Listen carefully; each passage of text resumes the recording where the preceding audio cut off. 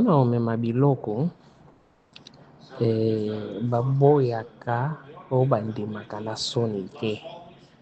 Okoboya soki ezali possible te. Ya liboso eloko oyo ezali interdit mpona komema. Faut koyeba ba règle ya immigration. Tolobi na ba telefone, tolobi na ba parfum, tolobi na ba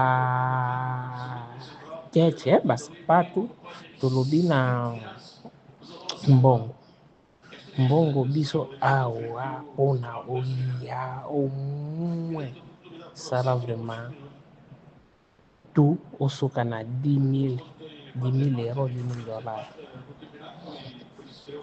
Batelefone luka na batelefone ya sika osoki na 3 soki osangisi na baoyo esala donc na maximum 5.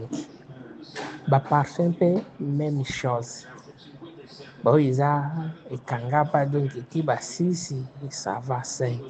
Soki oleki deja donc faut koyeba toujours règle mpona ozwa problème te.